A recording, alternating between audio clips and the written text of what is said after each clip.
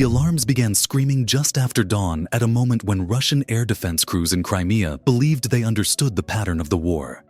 5 airborne contacts rose almost simultaneously from Ukrainian-controlled territory, their climb angles steep, their acceleration unmistakable. On radar screens, the signatures looked familiar, too familiar.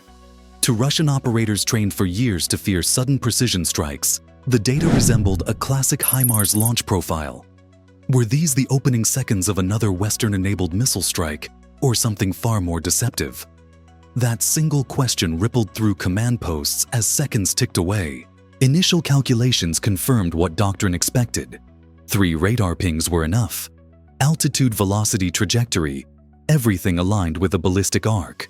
The software predicted impact zones near key logistical nodes south of the launch area, and the countdown began. Warnings flashed across multiple command networks. Fuel depots, command posts, and ammunition sites braced for precision destruction. Yet when the timer hit 0, nothing happened. No explosions, no shockwaves, only silence and empty sky. What followed exposed a growing vulnerability in Russia's layered air defense system, one shaped not just by technology, but by assumptions. The contacts had not fallen as physics dictated. Instead, they vanished below the radar horizon, exploiting the clutter and blind spots created by sea-state interference. What Russian operators initially treated as ballistic threats were in reality low-flying drones executing a deliberate deception. They had climbed just high enough to be misclassified, then leveled off and slipped into maritime dead zones where legacy tracking logic struggled. This moment marked more than a clever tactical trick. It reflected a broader shift in the conflict, one increasingly defined by asymmetric ingenuity rather than raw firepower. Ukrainian forces facing a numerically superior adversary have leaned heavily into systems that blur, categories, drones that imitate missiles, cruise profiles that masquerade as artillery, and autonomous navigation that bypasses traditional interception logic. Western analysts have repeatedly noted this trend, warning that air defense networks optimized for Cold War-era threats are ill-suited to swarms of slow, adaptive platforms. The economic stakes behind such deception are immense. Russian energy infrastructure in Crimea underpins not only local military operations, but also broader logistical sustainment across the southern front. Fuel depots in particular are strategic pressure points. Disrupting them does not merely destroy hardware. It constrains sortie rates, limits air patrols, and amplifies downstream costs across the entire operational theater. From a NATO perspective, this aligns with a familiar doctrine: degrade the enemy's ability to fight rather than chasing every platform in the air. As confusion spread through Russian command channels, radar operators scrambled to reclassify the contacts. Ballistic mode gave way to cruise tracking. Search parameters expanded. But time had already been lost. Time deliberately bought by deception. The drones were no longer just threats. They were catalysts forcing human operators and automated systems alike to question what they were seeing. This opening phase set the tone for everything that followed. A misread signal, a false certainty, and an air defense network already leaning toward the wrong conclusion. If a few drones could manipulate assumptions this easily, what would happen when the next layer of defense was forced to react under even greater pressure? As Russian command centers scrambled to reinterpret what their sensors were telling them, the burden of clarity shifted from machines to people. A single Su-30 fighter was vectored toward the ambiguous contacts. Its mission: deliberately cautious, investigate, identify, report. The instruction reflected a growing reality of this war. Both sides now operate similar drones, often built from the same commercial components, sometimes even captured and reused. In such an environment, speed without certainty can be more dangerous than delay. But how long can hesitation last when unidentified aircraft are moving closer to strategic assets? The pilot pushed westward over the Black Sea, flying into a battle space thick with uncertainty. His radar, powerful by conventional standards, was optimized for targets that made sense in earlier conflicts. Fast jets, cruise missiles, large aircraft. The drones ahead of him fit none of those categories. Their radar cross-sections were tiny, their speed slow, their profiles erratic. On his display, contacts flickered in and out like ghosts. At distances where detection should have been effortless, The screen offered only intermittent hints of something there. Infrared sensors proved equally unreliable. These drones were not hot-running jet platforms, but low-power machines whose thermal signatures barely rose above the surrounding sea. Even electronic surveillance yielded nothing. No control uplinks, no video downlinks, no emissions that could betray nationality or intent. Silence itself became a weapon. Western defense analysts have repeatedly warned that autonomy and radio silence are rapidly eroding traditional identification methods, and this encounter illustrated that risk in real time. Visual confirmation remained the final option, yet it was the most dangerous. Closing in meant committing to a high-speed pass with seconds to decide whether to engage or hold fire. The pilot mentally ran through the checklist drilled into every Russian aviator since drone warfare exploded across Ukraine. Identification, friend or foe. Flight profile. Heading. Behavior. None offered certainty. Everything about the contacts sat in a gray zone, plausible as friendly plausible, as hostile conclusive as neither. From a strategic standpoint, this ambiguity plays directly into Ukraine's broader approach. Rather than overwhelming defenses with sheer numbers, Kyiv has increasingly aimed to overload decision-making. NATO military thinkers describe this as cognitive saturation, forcing operators to doubt, delay, and second-guess until the system itself becomes the weakest link. In this case, the Russian pilot was not facing superior firepower. He was facing a lack of information. As the drones continued southeast, inching closer to Crimea, pressure mounted from ground control. Every passing second tightened the window for action. Engage too soon and risk destroying friendly assets. Wait too long and risk escorting an enemy strike deeper into defended airspace. The pilot requested guidance, buying time, but time was precisely what the drones were designed to steal. This moment underscored a growing imbalance in modern warfare, advanced fighters costing tens of millions of dollars, struggling to classify platforms that cost a fraction of that amount. The economic asymmetry was stark. One wrong decision could destroy an aircraft worth more than an entire drone production batch. As the fighter descended for closer inspection, events on the ground were already accelerating beyond his control. Another layer of Russian air defense had been watching the same scene unfold, drawing its own conclusions. What happens when different parts of the same defense network interpret the same threat in completely different ways? What appeared from the cockpit as hesitation looked very different on the ground. Hundreds of kilometers away, an S-400 battery near the western Crimean coast had been tracking the unfolding situation with rising alarm. Its acquisition radar painted a dense and increasingly confusing picture. 5 slow-moving airborne objects flying in loose formation, accompanied by a fast-moving fighter maneuvering directly above them. Was this a routine identification flight or the opening move of a coordinated strike meant to blind air defenses before impact? That question dominated the command console as seconds slipped by. From the S-400 operator's perspective, doctrine mattered more than intent.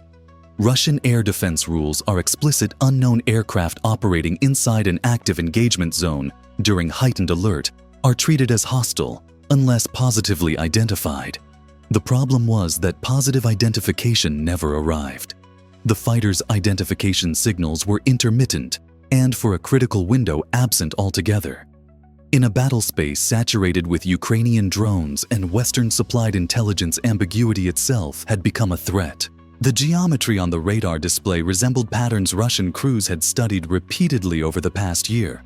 Drones probing defenses, drawing attention, while manned aircraft complicated engagement decisions. Western analysts, including those cited in Defense News and Military Watch magazine, have described this exact dilemma as a systemic weakness. Layered defenses can become liabilities when layers misinterpret one another. In Crimea, that vulnerability was about to be exposed. As the operator rechecked the data feed from Belbek Air Base, doubt crept in, but doubt does not stop missiles already authorized by protocol. The fast mover's speed altitude changes, and turn radius looked Russian. Yet the absence of continuous identification signals outweighed familiarity. Probability logic took over.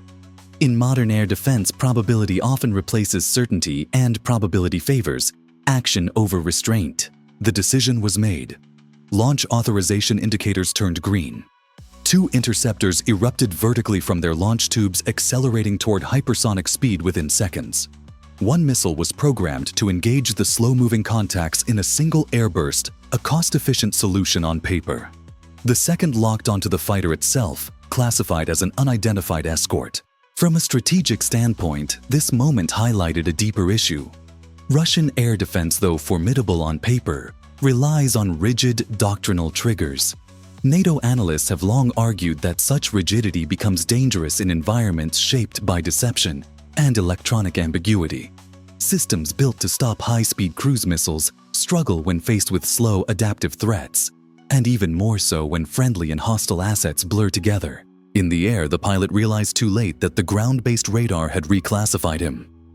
Countermeasures flooded the sky. Chaff flares, desperate maneuvers toward the sea to confuse tracking geometry. But modern interceptors are trained against exactly these responses. There was no recall, no abort. Once fired, the outcome was binary. The fighter's ejection seats fired moments before impact, sending two figures arcing upward as the aircraft disintegrated below. The explosion echoed far beyond the immediate loss. A friendly fire incident inside one of Russia's most heavily defended regions instantly triggered command chaos. Radios lit up. Questions flew faster than answers. Who authorized the shot? Why was identification lost? What else had been missed? And amid that confusion, the original threat, 5 drones flying low and silent, continued on its path, now benefiting from something far more valuable than stealth. Could internal confusion rather than enemy firepower prove to be the decisive weapon in the next phase of the strike? The destruction of a friendly fighter did more than shock Russian commanders, it froze the entire defensive network in place. Within minutes, Crimea's air defense architecture shifted from engagement to internal crisis management. Command channels filled with overlapping orders, contradictory reports, and demands for accountability. Search and rescue protocols activated. Airspace coordination broke down. For a critical window, attention turned inward. Could a single misfire paralyze a system designed to repel massive missile salvos? The answer was unfolding in real time. This paralysis exposed an uncomfortable truth about modern integrated air defense. It is only as strong as its coordination. Russia's layered system in Crimea, long-range interceptors, fighter patrols, medium-range defenses, and point defense units relies on constant data sharing and mutual trust. Friendly fire shattered both. Operators hesitated to authorize further engagements, fearing additional mistakes. Others waited for confirmation that never came. The result was a defensive pause at precisely the wrong moment. Western analysts have long warned that complex systems under stress tend to fail, not gradually, but suddenly. Reports from institutions cited by Reuters and Defense News consistently highlight decision overload as a primary vulnerability in high-density air defense environments. When every contact could be hostile or friendly, caution spreads faster than confidence. In Crimea, that caution created gaps no radar could immediately see. Economically, the stakes behind this hesitation were enormous. Crimea's fuel infrastructure supports not only local air bases, but also broader logistical operations tied to Russia's southern military district. Disruptions here ripple outward, reducing sortie rates, delaying resupply, and forcing costly rerouting from mainland depots. NATO planners have repeatedly emphasized that energy nodes are strategic choke points. Striking them achieves operational effects disproportionate to the cost of the attacking systems. As Russian commanders debated next steps, the drones continued eastward at low altitude, skimming just above the sea. Their slow speed, once considered a weakness, now worked in their favor. Air defense radars optimized for fast-moving targets filtered them out as background noise. Fighter coverage remained grounded or distracted. The drones were no longer merely avoiding detection. They were exploiting institutional hesitation. This phase of the operation illustrated a critical evolution in Ukraine's approach. Rather than overwhelming defenses with volume, it aimed to exhaust trust within the system. Confusion became the force multiplier. From a NATO perspective, this aligns with broader Western thinking about future conflict wars, decided not by who shoots first, but by who maintains coherence under pressure. As internal investigations began, even before the smoke cleared, another layer of defense prepared to act. Far from command centers and political fallout, a point defense unit near a key fuel depot relied on simpler logic: detect, engage, survive. Unlike the layers above it, this unit would soon face the threat with no room for debate. When strategic defenses hesitate, can last-line systems compensate? Or will they be overwhelmed by numbers and timing? At the edge of the defensive maze, far from the arguments unfolding on command channels, a Panzer point defense crew near a major fuel depot relied on something simpler than doctrine reaction time. By the moment the first warning reached them, the sky looked empty. No fighter tracks, no missile arcs, just silence. Could the final defensive layer stop what every other layer had already failed to contain? That question would be answered in seconds, not minutes. The Panzer system was designed precisely for this scenario: close-range defense against low-flying threats that slipped past higher-tier systems. Its radar scanned continuously optimized for short distances and quick reactions. But even here, physics imposed limits. Low-altitude targets hugging the curvature of the Earth remained invisible until they crossed a narrow detection threshold. When the drones finally appeared on screen, they were already inside that envelope, closing fast. The crew reacted instantly. Missiles launched first, fast, precise, and deadly within their engagement window. 2 drones were destroyed in rapid succession, torn apart mid-air by proximity-fused interceptors. For a moment, it seemed the system might hold, but the numbers mattered. With more targets than simultaneous guidance channels, the math turned unforgiving. While missiles tracked some drones, others pressed on, forcing the crew to switch to guns. This is where the economics of modern warfare become stark. The cannons spat thousands of rounds per minute, each burst expensive, each second precious. Composite fragments flew from damaged drones, but damage was not destruction. These platforms were built to absorb punishment long enough to complete their mission. Even crippled momentum carried them forward. From a Western analytical perspective, this moment reflects a known limitation of point defense. Systems like Panzer are highly effective in isolation, but saturation, especially by slow, inexpensive platforms, can overwhelm them. NATO exercises routinely model this exact problem, recognizing that no single system can guarantee protection once timing and numbers align against it. One drone spiraled down short of its intended target, detonating on the periphery. The blast rattled infrastructure, but did not stop the others. The remaining drones climbed briefly, then cut engines, entering a near-vertical terminal dive. Radar lost them. Guns struggled to track steep angles. Gravity took over.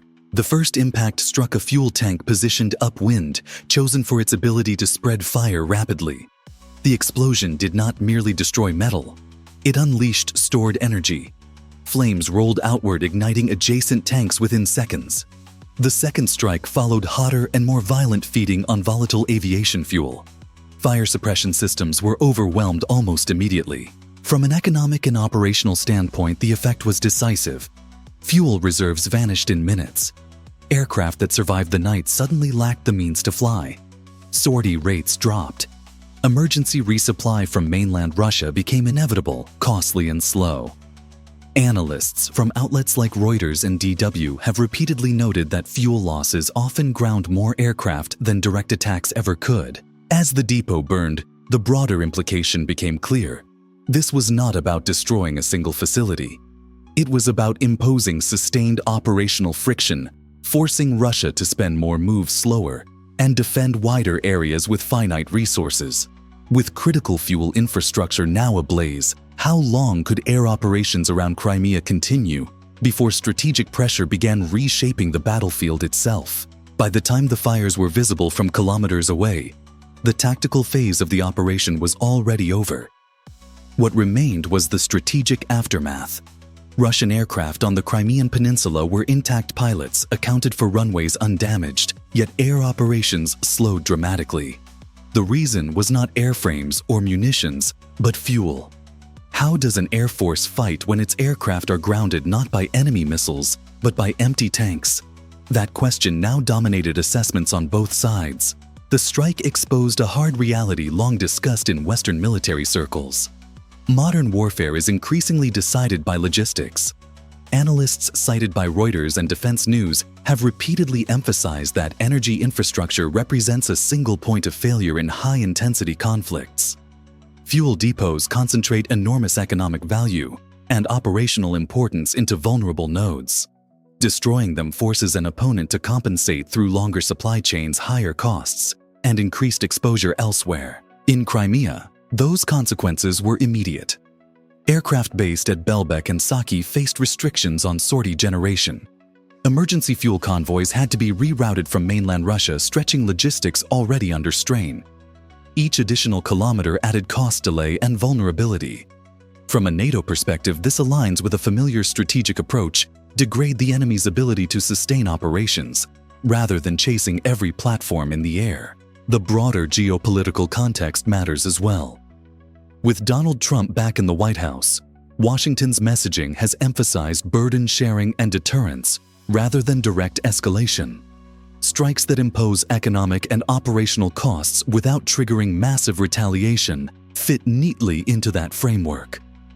Western officials speaking cautiously in public have noted that attacks on military-linked energy infrastructure remain within a gray zone, disruptive, painful, but short of strategic escalation. Military experts interviewed by outlets like the BBC and DW have highlighted another dimension: adaptability. The drones themselves were not revolutionary.